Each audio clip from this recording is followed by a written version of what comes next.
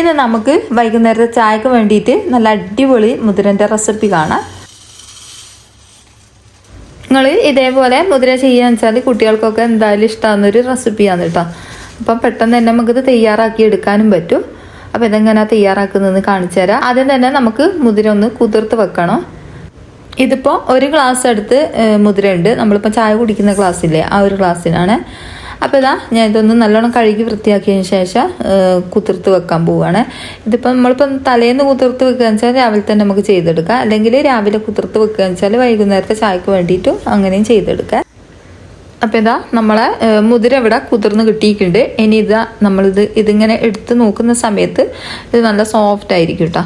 അപ്പോൾ എന്താ ഞാനിത് കുക്കറിലേക്ക് ഇട്ട് കൊടുക്കുന്നുണ്ട്, ഒന്ന് വേവിച്ചെടുക്കാൻ വേണ്ടിയിട്ടാണ്.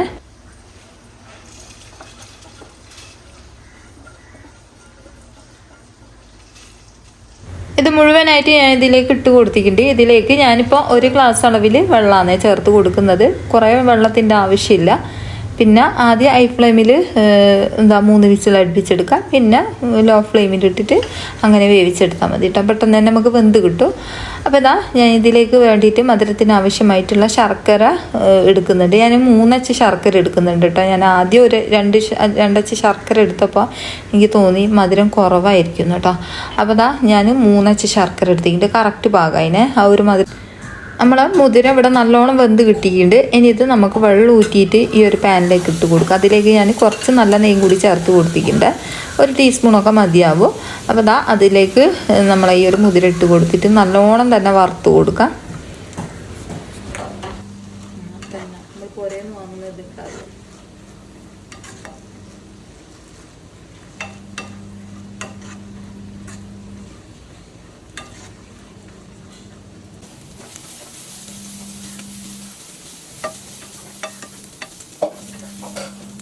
വെള്ളമൊക്കെ നല്ലോണം തന്നെ വറ്റി വരണം. വറ്റി വന്നിട്ട് ഇതിൻ്റെ കളറൊക്കെ ഒന്ന് ചെറുങ്ങനെ മാറി വരും കേട്ടോ. എന്നിട്ട് ഇത് കുറച്ചൊന്ന് ഒരു ഉറപ്പുള്ള പോലെ തോന്നും കേട്ടോ നമ്മളിങ്ങനെ എടുത്ത് കഴിക്കുന്ന സമയത്ത്. അപ്പോൾ അതിൻ്റെ ഒരു കറക്റ്റ് പാകമാണ്. അപ്പോൾ അത് ചെറുങ്ങനെ ഒന്ന് അവിടെ ഇങ്ങനെ പൊട്ടുന്ന പോലൊക്കെ സൗണ്ട് കേൾക്കാം. അതുവരെ നമ്മളിത് ഈ ഒരു നെയ്യിൻ്റെ അകത്ത് ഇത് വറുത്ത് കൊടുക്കാം. അപ്പോൾ ഇതാ നമ്മളെ മുതിര ഇവിടെ അടിപൊളിയായിട്ട് തന്നെ നമ്മൾ വറുത്തെടുത്തിട്ടുണ്ട്. ഇത്രയും മതിയാവും. വെള്ളമൊന്നും ഒട്ടുമില്ല. ഇതൊരു പ്ലേറ്റിലേക്ക് മാറ്റി കൊടുക്കാം നമുക്ക്. ഇനി ആ ഒരു പാൻ തന്നെ അടുപ്പിലേക്ക് വെച്ച് കൊടുത്തിട്ട് നമുക്ക് നല്ല നെയ്യ് ചേർത്ത് കൊടുക്കാം. ഇതിലേക്ക് ഞാൻ 2 നേന്ത്രപ്പഴം കട്ട് ചെയ്തത് ഇട്ട് കൊടുക്കുന്നുണ്ട്. ഞാൻ ഇതേപോലെയാണ് കേട്ടോ കട്ട് ചെയ്തെടുത്തത്. നിങ്ങൾക്ക് ഏത് ഷേപ്പിൽ വേണമെങ്കിലും കട്ട് ചെയ്തെടുക്കുക. എന്നിട്ട് നല്ലോണം തന്നെ വാട്ടി കൊടുക്കുക. ഇത് അധികം പഴുത്തിക്കില്ല കേട്ടോ പഴം. അപ്പം ഞാൻ ഇതൊന്ന് മൂടി വെച്ചിട്ടൊക്കെ ഒന്ന് വേവിച്ചെടുത്തതാണ്. നല്ലോണം പഴുത്ത പഴമൊക്കെ ഉണ്ടെങ്കിൽ നല്ല ടേസ്റ്റ് ആയിരിക്കും കേട്ടോ. അപ്പോൾ ഇത് നല്ലോണം തന്നെ ഞാൻ വാട്ടിയെടുക്കുന്നുണ്ട് ഈ ഒരു നെയ്യിൻ്റെ അകത്ത്. ഇപ്പം ഇത് മൂടി വെച്ച് കഴിഞ്ഞപ്പോൾ പെട്ടെന്ന് തന്നെ എനിക്ക് വാടി കിട്ടിയിരുന്നു കേട്ടോ. ഇനി ഇതിലേക്ക് വേണ്ടത് തേങ്ങാപ്പാലാണ്. കുറച്ച് തേങ്ങാപ്പാൽ എടുത്തിട്ടുണ്ട്. അത്യാവശ്യം കട്ടിക്ക് തന്നെ എടുത്തിട്ടുണ്ട് കേട്ടോ തേങ്ങാപ്പാൽ.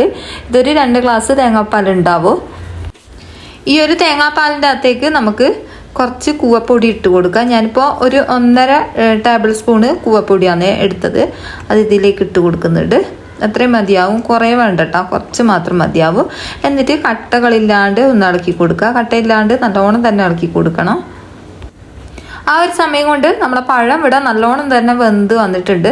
നല്ലോണം തന്നെ വാടി വന്നിട്ടുണ്ട്. ഇനി ഇതാ ഈ ഒരു കൂട്ടില്ലേ നമ്മുടെ കൂവപ്പൊടി തേങ്ങാപ്പാലിൻ്റെ ഒരു കൂട്ടി ഇതിലേക്ക് ഒഴിച്ച് കൊടുക്കാം.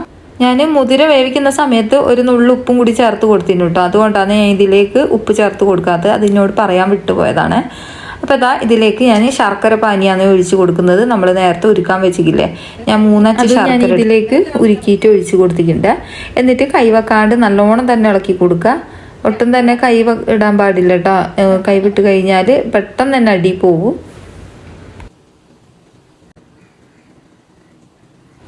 ഇതിലേക്ക് ഫ്ലേവറിന് വേണ്ടിയിട്ട് ഞാൻ ഏലക്കൻ്റെ കുരു ചേർത്ത് കൊടുത്തിട്ടുണ്ട്. ഏലക്ക പൊടി ഉണ്ടെങ്കിൽ അങ്ങനെ ചേർത്ത് കൊടുക്കാം.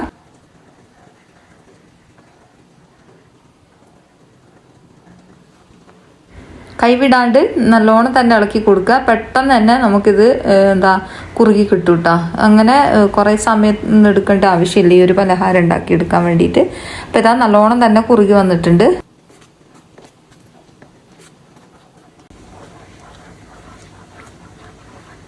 കൂവ ആയതുകൊണ്ട് തന്നെ പെട്ടെന്ന് തന്നെ കുറുകി കിട്ടും കേട്ടോ. നിങ്ങൾക്ക് വേണമെങ്കിൽ ഇത് മുത്താറിപ്പൊടിയിൽ അങ്ങനെ ചെയ്തെടുക്കുക.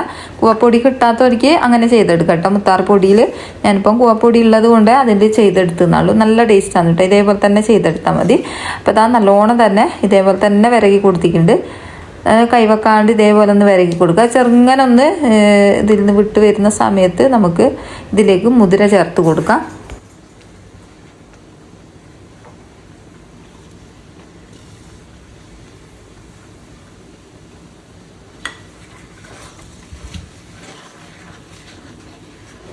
മുതിര എല്ലാ ഭാഗത്തേക്കും ഇതേപോലെ ഒന്ന് മിക്സാക്കി ചേർത്ത് കൊടുക്കുക. ഇനി ഇതിൽ വലിയ പണിയൊന്നുമില്ല. മുതിര നല്ലോണം തന്നെ മിക്സാക്കി കൊടുത്താൽ നമ്മളെ അടിപൊളി മുതിര കൊണ്ടുള്ള റെസിപ്പി കഴിഞ്ഞു കേട്ടോ. നിങ്ങൾക്ക് ഇഷ്ടമാക്കിയിട്ട് എന്തായാലും കമൻറ്റ് ഇടണേ. അപ്പോൾ ആദ്യമായിട്ടാണ് ഞാൻ ഇതേപോലെ ഒന്ന് ചെയ്ത് നോക്കുന്നത്. അപ്പോൾ അടിപൊളിയായിരുന്നു കേട്ടോ. എന്തായാലും ഒന്ന് ചെയ്ത് നോക്ക്. എല്ലാവർക്കും ഇഷ്ടമാകുന്ന ഒരു റെസിപ്പിയാണ് കേട്ടോ. പെട്ടെന്ന് തന്നെ നമുക്ക് ചെയ്തെടുക്കാനും പറ്റും. കുറച്ച് തേങ്ങാപ്പാലും പഴവും അതുപോലെ തന്നെ ഇതേപോലെ കൂവപ്പൊടിയും മുതിരയൊക്കെ ഉണ്ടെങ്കിൽ നല്ലതാണ് കേട്ടോ ഈ ഒരു മഴക്കാലം. പിന്നെ നിങ്ങൾക്ക് ഇതിൽ ശർക്കര വേണ്ടെങ്കിൽ കരിപ്പെട്ടിയോ അങ്ങനെയൊക്കെ ചേർത്ത് കൊടുക്കട്ടോ. അപ്പോൾ ഇത് മഴക്കാലത്തൊക്കെ കഴിക്കാൻ അടിപൊളിയാണ്. നമ്മളെ ശരീരത്തിന് ഏറ്റവും നല്ലതാണ് കേട്ടോ. ഇതിൽ ശർക്കര ഒഴിവാക്കുക വെച്ചാൽ നല്ലതാണ് കേട്ടോ. അപ്പോൾ പഴം വേണ്ടെങ്കിൽ പഴം ഇടണ്ട കേട്ടോ. പഴം ഇഷ്ടമല്ലെങ്കിൽ പഴം ഇടണമെന്നൊന്നുമില്ല. ഈ ഒരു ശർക്കര ഈ ഒരു മുതിരയും അതുപോലെ തന്നെ കൂവപ്പൊടി മാത്രം മതിയാവും ഇത് ചെയ്തെടുക്കാൻ വേണ്ടിയിട്ട് കേട്ടോ. അപ്പോൾ അതാ നമ്മളിവിടെ ഈ റെസിപ്പി ആയിട്ടുണ്ട്. ഇതിൻ്റെ പേരെന്താണെന്ന് എനിക്ക് പറയാൻ അറിഞ്ഞൂട്ടോ കേട്ടോ. അതുകൊണ്ടാണ് ഞാൻ റെസിപ്പി എന്ന് പറയുന്നത്. അപ്പോൾ എന്തായാലും ഒന്ന് ചെയ്ത് നോക്ക്. പായസം, മുതിര പായസം അങ്ങനെ എന്തെങ്കിലും വിളിക്കാം കേട്ടോ നിങ്ങൾക്ക്. അപ്പോൾ ഞാൻ ഇതിങ്ങനെ കോരിയിട്ട് കാണിച്ചു തരാം എങ്ങനെ ഉണ്ടെന്ന്. അടിപൊളിയാണ് കേട്ടോ. അടിപൊളി ടേസ്റ്റാണ്. എല്ലാവരും ഒന്ന് ചെയ്ത് നോക്കിയിട്ട് നിങ്ങളെ അഭിപ്രായം എഴുതി അറിയിക്കാൻ മറന്നു വെറുതെ. ഇത് കോരിയിട്ട് കാണിച്ചു തരാം എങ്ങനെ ഉണ്ടെന്ന്. ഇതേപോലെ കോരിയിടുന്ന സമയത്ത് തന്നെ നല്ല ഒരു മണവും അതുപോലെ തന്നെ കാണാൻ തന്നെ നല്ല മുഞ്ചുണ്ട് കേട്ടോ. ഇത് കോരി കഴിക്കാൻ തന്നെ കുഞ്ഞുങ്ങൾക്കൊക്കെ കൊടുക്കാൻ നല്ലതാണ് കേട്ടോ. ഇതിൽ നിങ്ങളിപ്പം കുഞ്ഞുങ്ങൾക്ക് കൊടുക്കുക വെച്ചാൽ ഒരു മുതിരയില്ലേ ഒന്ന് മിക്സിൻ്റെ ജാറിലിട്ടൊന്ന് അടിച്ചിട്ട് ചേർത്ത് കൊടുത്താൽ മതിയാവേ. എന്നാലും ചെറിയ പൈത മക്കളൊക്കെ ഉണ്ടാവില്ലേ, ഒരിക്കൊക്കെ നല്ലതായിരിക്കും കേട്ടോ. പഴവും അതുപോലെ മുതിരയും ഒന്ന് മിക്സിൻ്റെ ജാറിലിട്ടൊന്ന് അടിച്ചെടുത്തിട്ട് ഇതിൽ ചേർത്ത് കൊടുത്താൽ മതി. നല്ല ഹെൽത്തി ആയിട്ടുള്ളൊരു ഐറ്റമാണ് കേട്ടോ. കുട്ടികൾക്കൊക്കെ കൊടുക്കുക. അപ്പോൾ ഇത്രയേ ഉള്ളൂ ഇന്നത്തെ വീഡിയോ.